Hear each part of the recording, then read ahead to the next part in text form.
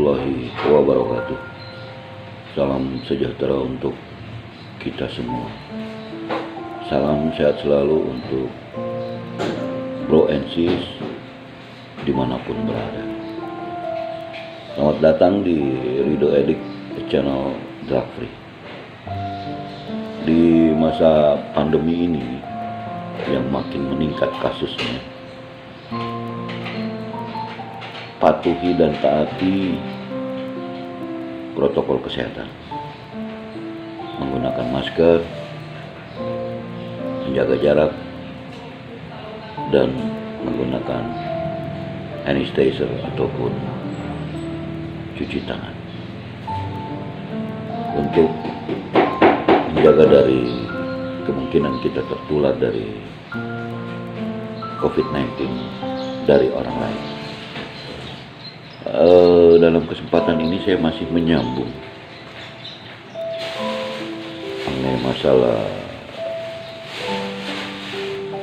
relapse warning sign atau tanda-tandanya kambuh bagi co-addiction, yang tandanya banyak banget, dan ini harus kita bisa sadari sendiri, karena tantangan itu membuat kita tidak memperhatikan tanda-tanda kambuhnya diri kita. Yang berikutnya yang saya akan sampaikan, setelah kemarin itu saya sampaikan ada 12, sekarang kita tambah lagi itu menjadi yang ke-13 itu untuk tanda-tandanya kambuh bagi co-addiction itu man rising. Man rising itu bukan pikiran yang balap-balapan, bukan, tapi pikirannya udah kacau. Pikirannya kacau, selalu memikir hal yang bukan-bukan, sudah tidak bertahap lagi dan sudah menjadi benang kusut. Itu merupakan tanda-tanda bagi co-addiction untuk kambuh. Terus memiliki rasa khawatir, rasa kecemasan yang berlebihan, itu yang disebut return of fear and general anxiety gitu. Rasa khawatir berlebihan, rasa cemas berlebihan, ya karena udah merupakan gejala dari kita selaku addiction, dan yang saya pernah alami yaitu rasa khawatir berlebihan, khawatir tidak bisa diterima, tidak bisa masuk dalam lingkungan, itu berkecamuk terus pada diri kita. Dengan pikiran kita yang kacau tadi, nomor 13, terus dengan rasa khawatir berlebihan, cemas berlebihan, ya itu selalu bergejolak dalam diri co-addiction. Yang berikutnya ke-15 itu udah kehilangan keyakinan akan kekuasaan yang tertinggi. Maksudnya itu lost belief of higher power, itu bisa dari power dari kita sendiri, keyakinan diri kita sendiri, dan juga dari Tuhan Yang Maha Esa, Allah Subhanahu wa Ta'ala dalam hal ini.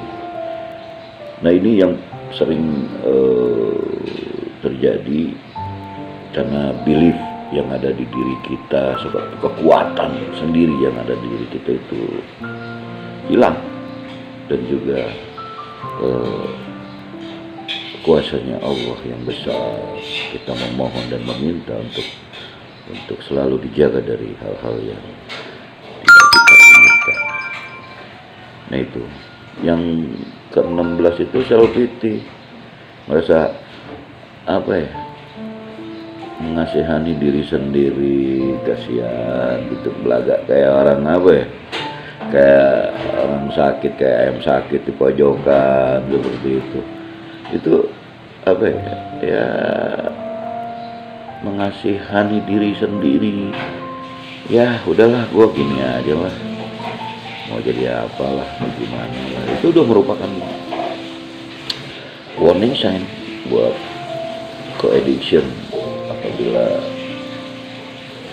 akan kambuh itu seperti itu gitu. Nah ini harus di banyak diperhatikan oleh bro and sis yang di luar di sana yang masih menjalani masa-masa pemulihan. Hal ini jangan dianggap sepele karena ini terus ada berkecamuk dalam diri kita.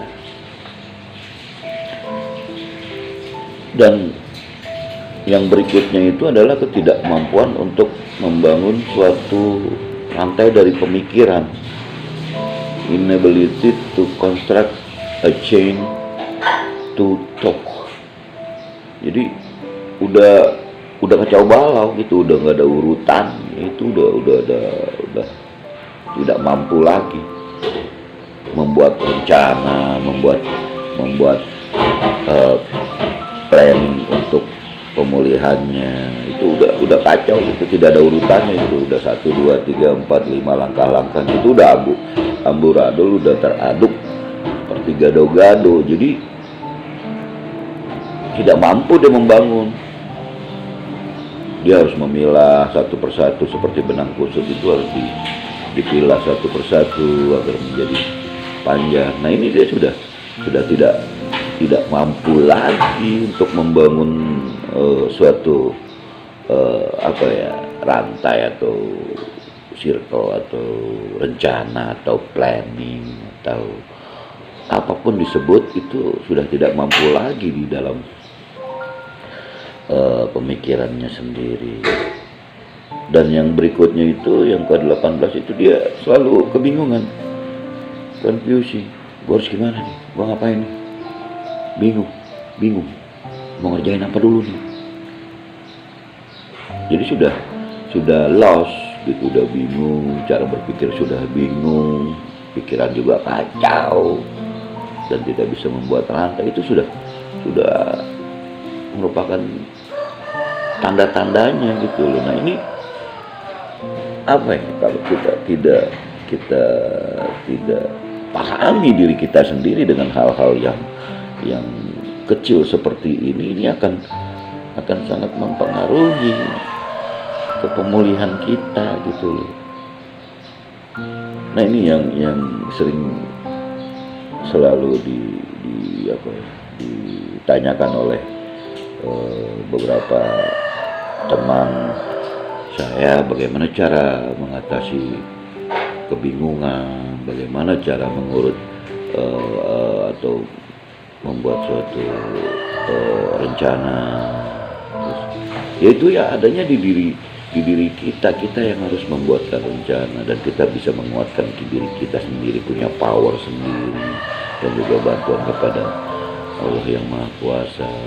Dan juga agar kita tidak bingung, kita punya planning, kita punya rencana, kita punya urutan gitu. Nah ini hal sepele tapi sangat mempengaruhi co-addiction untuk kambuh. Jadi yang remeh-remeh itu, yang dianggap sepele itu, yang akan membuat kita bisa kembali lagi kambuh. Jadi jangan dianggap itu gampang dan remeh, ntar aja atau seperti apa. Dan yang ke-19 itu gangguan tidur. Itu udah susah tidur. Malam tuh jam 10, jam 11 biasanya tidur. Ya sekarang udah jam 1, jam 2, jam 3 kadang-kadang gak tidur. Karena udah tadi itu main racing tadi, udah kacau balau pikirannya. Dan sudah tidak bisa membentuk lagi karakternya, dan juga tidak bisa membuat rantai perencanaan yang baik, mengasihani diri sendiri. Itu udah akhirnya banyak gangguan itu menyebabkan sulit untuk tidur, karena banyak berpikir yang bukan bisa. Dengan kita sulit untuk tidur, itu merupakan gangguan tidur itu merupakan tanda-tanda juga gitu, sampai begadang terus dan tidak punya perencanaan yang baik dalam menjalankan pemulihan. Dan yang terakhir mungkin 20 yang saya akan sampaikan itu adalah emosi yang selalu dibuat-buat, yang kemarin itu hampir sama dengan marah yang tidak jelas, juga emosi juga yang dibuat-buat gitu. Emosinya ya selalu aja ada hal yang menjadi masalah gitu, padahal tidak sebenarnya seperti itu, dan dibuat emosi gitu, seperti marah-marah. Emosi itu kan marah-marah, terus ya mengasihani diri sendiri, terus dia menangis dan tertawa mungkin. Nah itu tanda-tanda yang dibuat oleh co-addiction, yang ada di co-addiction itu tanda-tanda kambuhnya seperti itu. Dan itu nggak jauh beda apa yang saya alami, dan memang harus dari kita sendiri membentuk karakter untuk kita menjalani setting planning kita dalam menjalankan pemulihan. Itu harus memang harus memperhatikan hal-hal yang dianggap remeh, dan tidak menutup kemungkinan apabila kita tidak patuhi, taati yang kita ketahui di dalam dunia rehabilitasi, itu akan menyebabkan kita kambuh, karena di situ banyak tanda-tanda gitu. Ini sudah saya sampaikan udah sekitar 20 tanda-tandanya. Mungkin besok di video berikutnya mungkin saya akan ada lagi, masih ada sambungannya gitu. Jadi teman-teman yang masih menjalani pemulihan, tolong perhatikan, taat dan patuh pada aturan yang kita buat sendiri, karena itu akan membuat kita kuat, dan terutama kepada Tuhan Yang Maha Esa, Allah Subhanahu wa Ta'ala, kita perlu terus memohon, memintakan dijaga pemulihan kita terus berjalan dengan baik.